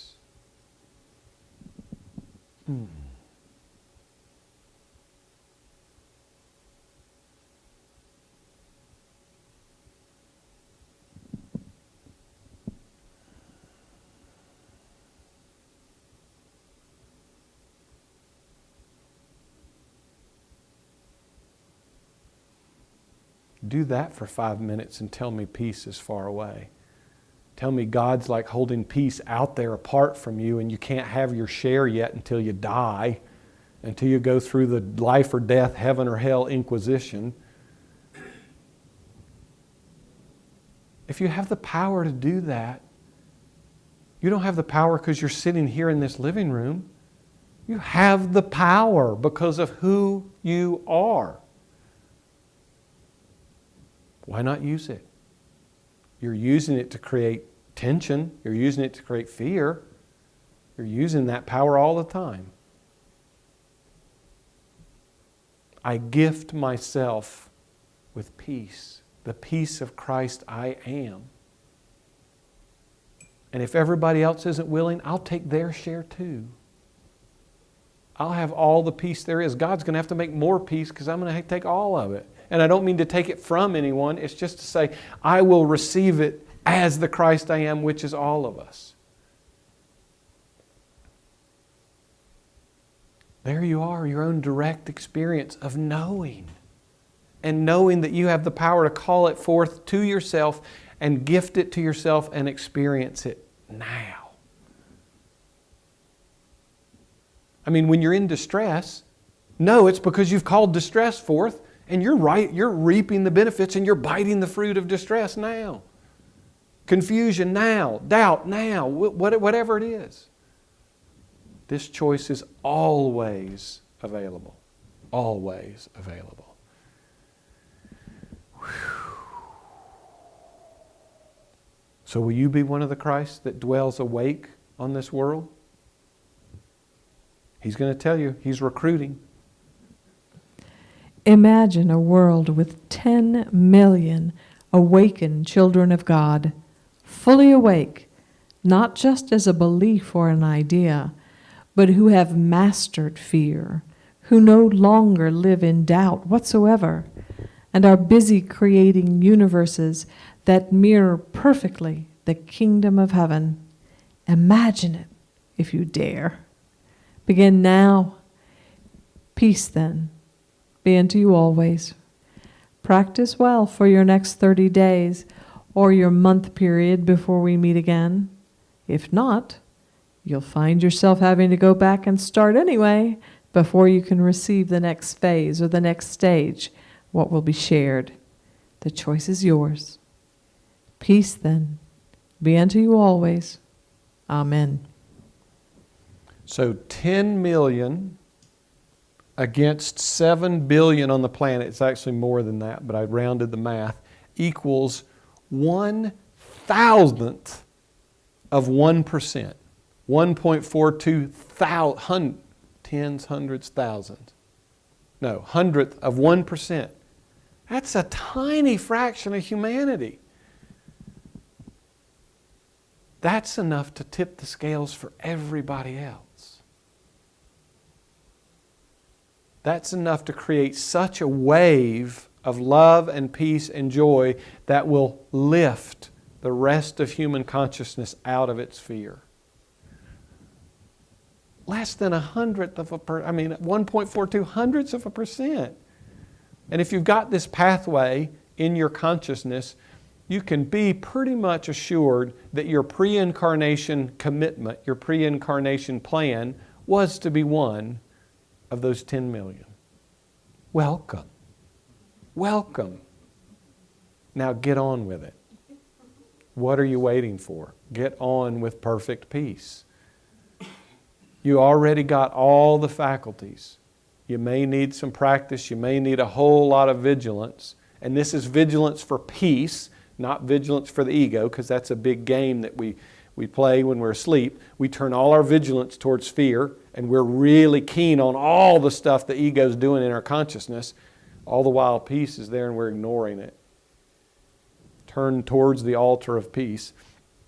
But in a day, there are 1,440 minutes. 5 minutes is 0.00357 or 3.57 hundredths of a percent. Less than 1%. I mean, he's really talking mustard seed here. Are you willing to give 5 minutes? 5 minutes to be one of the 10 million. It's not like it's a cool thing. Everybody's Christ already. You won't be any more special than anyone else. You'll just be consciously creating. And that's better than not, I can assure you. It's a whole lot more fun. Because what we did just a few moments ago, you could do 10 times a day. Did it feel good enough to do it more than once a day? Do you feel worthy of gifting yourself and experiencing your own peace more than once a day? You'll get to the point where you'll be gifting yourself so much peace that when you don't, you'll feel like shit. And it will hurt. And you'll go, oh my God, what am I doing? Of course, let me wake back up and choose peace again. Because it takes constant wakefulness. So there you have it. What will you choose? The foundational practice throughout eternity. Not just to the end of this pathway, throughout creation. You're becoming as God created you. You are becoming the conscious likeness of the Creator and will be creating forever. This is a very wise use of time and space. Very wise use. Next week, we're going to listen to the channeling of lesson number 10. The way is easy and without effort. Oh my gosh, this is such a brilliant pathway. First, we know we're creators. We know how we're doing it by throwing pebbles. There was some distress when we recognized, oh gosh, I've been throwing pretty shitty pebbles. And then we get, what was the name of the lesson we just finished? Oh, all events are neutral. Wow, so I don't have to deal with judgment. And now, the way is easy and without effort. It is not too good to be true. Because it is true. Is the way hard and effortful for God? Does God get taxed after birthing the universe and have to go take a vacation? Nope. So before we make our 5 minutes a really hard practice, He's going to share with us, it's not that hard. Don't make it hard and don't make it effortful. Recognize that you've always been using the power. You already know how to create. It's just a matter of a very slight shift from fear to love. From smallness to bigness. From unlimited pebble tossing to very conscious pebble tossing. Any questions or comments tonight? The 4 axioms. I guess this has been coming up, but it really came up pretty clear to me tonight. The 4th one is everything. The other ones faded away.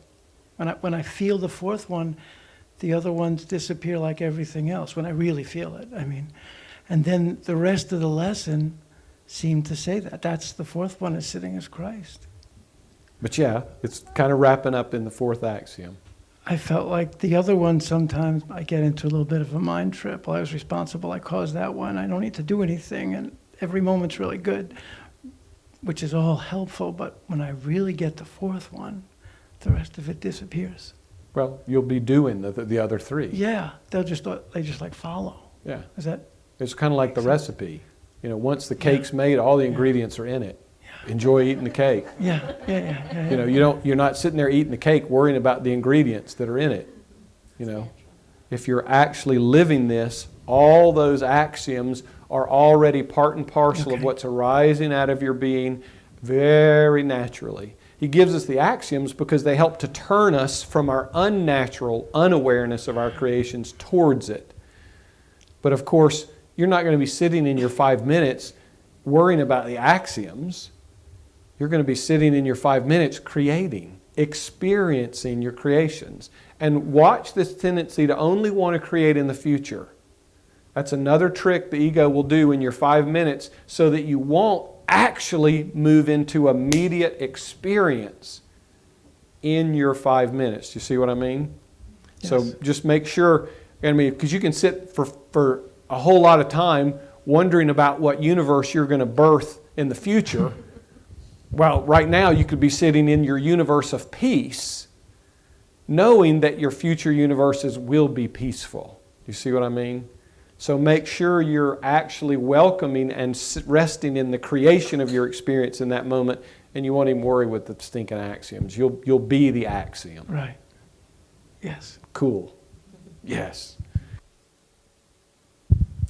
You mentioned this evening that for those that do put on the costume of Christ, once they put it on, you're willing to take it off, but don't know of anybody that does want to take it off. Could you speak that in parallel for those moments of when you do experience Christ consciousness, or you have those awakened moments, but yet you turn around and go the other way?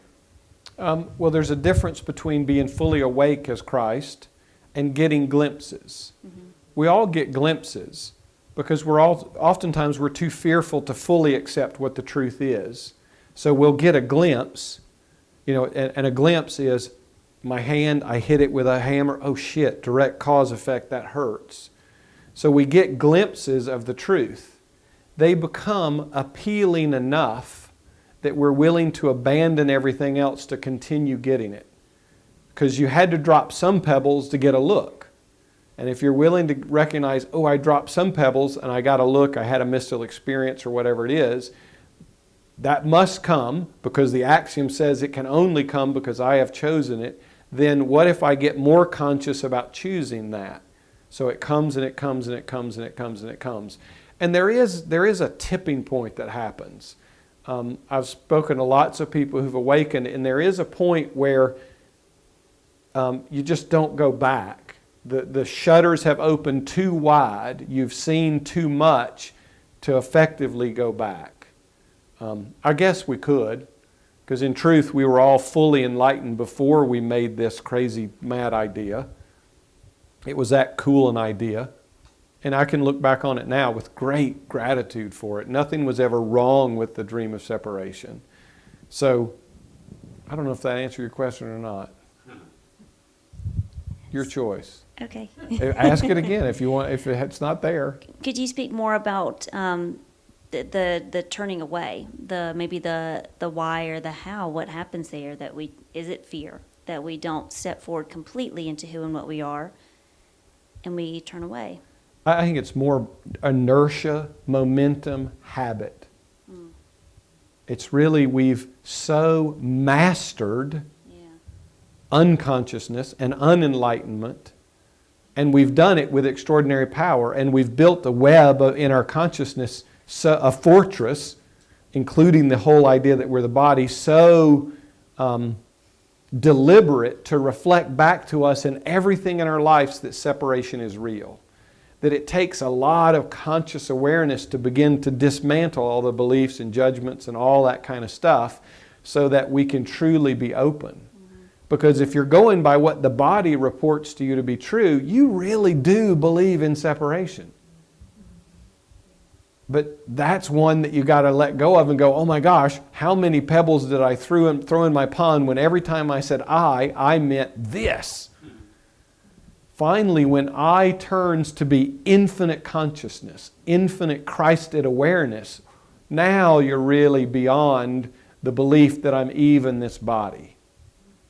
It's not that you won't recognize that you're playing with it, but you won't identify with it as your being. So that quantum leap that happens when identity shifts from the body mind, the mind that thinks it's a body, to the Christ mind, or the mind of God, or whatever you want to call it, that tipping point, I don't know anyone who's gone back. Once the tipping point happens, we get looks.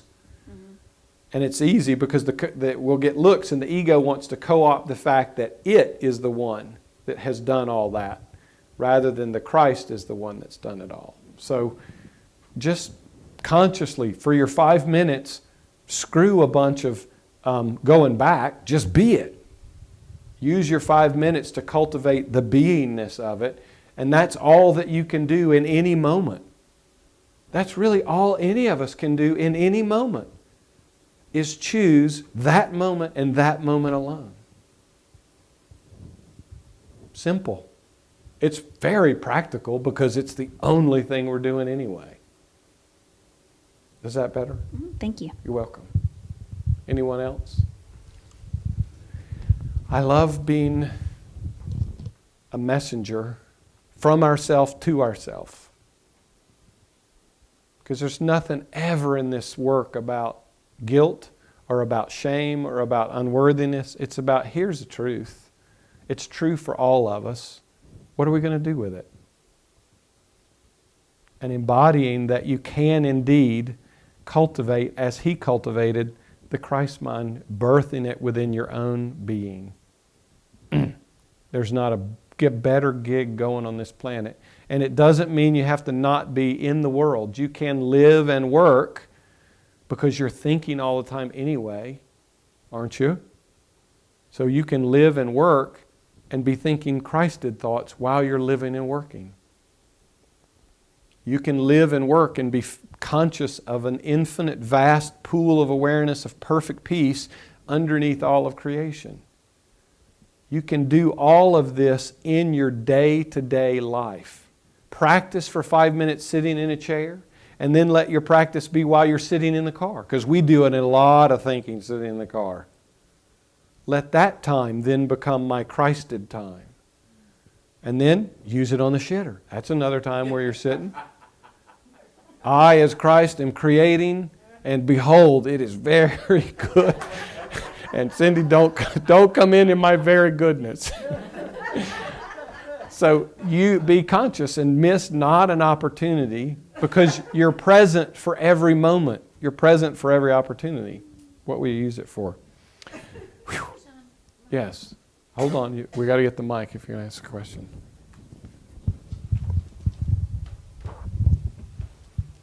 Is a way to step into this. Did you ever become the observer before you opened up fully to it? Of course. He talked about that earlier in the pathway, that we first have to detach from the stream of thought and learn to observe it. That's step one. You don't have any choice of creating consciously if you're the stream of thought. You're already bound to it. So cultivating the witness gets you out of the stream of thought where you can see it going by. Now you have a choice. Do I identify with that stream of thought, or do I order another stream of thought? You see what I mean? So witnessing is really important, and it's important on the spiritual path. And many pathways talk about making this movement to the witness. He's inviting you to recognize part and parcel of the witness is Christ, is your own God self, is the source of awareness. So you can witness like crazy, but he's inviting you beyond witnessing into conscious creation. And not many spiritual paths get to that point. They stop at the witness. They stop at the infinite ground of pure awareness. Great! That's a whole lot better than being the stream of negative thought. But Yeshua is inviting us into conscious creation in the likeness of the Creator. Because think about it. Does God simply witness creation? I made it once and I'm just watching. No. Ceaselessly giving birth. Ceaselessly creating. Behind the witness is the infinite mind of God. Behind the action of a witness is the Christ mind. Infinite creative power. Infinite creative potential. So many people can cultivate the witness and then they stick another identity flag on the witness. And that's okay. You're free to do that, but there's more power there. There's more to cultivate. And of course, that's what Yeshua is extending with us. So, because when you become experiencing your creations, and by the way, even your new creations will remain neutral. Even creating a whole universe will remain neutral. But you'll want to be present in those experiences of joy, not detached and watching them. I'm an innocent witness watching bliss and joy. That defeats the damn point. I think what I'm sensing, though, is that we have these patterns, these habitual thinking. So maybe for me, anyway, to become that witness, but taking it that step further. But maybe that's the next step for me. Well, great. You're the creator. Knock yourself out. Yeah. You can do it exactly the way you choose to do it. There isn't a right way, there isn't a wrong way. If I might consider a pebble that you might choose to toss, would you be willing? Oh, please, yes. Wow, what if habits that I once thought were hard to break were gone instantly? Kerplunk. What if what I thought was going to be hard and take a lot of time because I'm infinitely powerful happens now? Kerplunk. Kerplunk. That'd be a good use of your 5 minutes, not using your pre-5 minutes to strategize that your 5 minutes won't be immediately effective. You see what I mean? Because the mind, you can see, the mind's creating a future strategy, which is kerplunking, rather than kerplunking what you want right now. You see what I mean? So I extend that to you. You're welcome to do with it as you wish. I have plenty of those pebbles if anybody wants some. Thank you. You're welcome. Anyone else? Cool. Your journey of remembrance, if you want to come and sit with me or Skype and know that you are known as Christ, that even your deepest ego creations are honored. Behold, the Holy Child of creation has created an enormous suffering. So be it. It's no big deal. You want to come and be recognized for the infinite creator that you are. I would welcome joining with you in that way. We can do what's called joint listening. This has been a pretty powerful thing. I join with Jeshua, and we kind of hold open a vibrational channel that is so broad that people are hearing their own inner guidance with real clarity. And it's been pretty transformational for people, because the whole point is to hear, you're creating within. You need to hear your own wisdom within. It doesn't do you shit to hear it from me. I mean, it might be funny, you might like me, that's all great, but you need to know yourself inside. You need to hear your own Christed truth, the voice of God, tell you how holy and innocent you are and you always have been, that you can't make a mistake. Anyway, a lot of fun. Plurk shops or retreats, Jeshua said this year would be full of travel for me, and I'm ready to go. He said, don't worry about it. People will call you and say, we want to have you come do a retreat in our area. So I'm listening, I'm now. Love offering, whoa, this is the biggest kind of love there is. So beautiful that we've all called this pathway of remembrance into our awareness. And it's not the only one. There are lots of pathways, just like there are lots of rivers that go to the ocean. When you're in the river, you're really vested to your river. Those who are in the Course in Miracles river, they're really vested to A Course in Miracles. Those who are in the Upanishads river, they really like the Upanishads. When you get to the ocean, it's all the same. And that's one way you'll know that you've entered the ocean of consciousness, is you will no longer have any need, any movement within your consciousness to evaluate or judge any other pathway, any other stream or river or raindrop that falls in the ocean.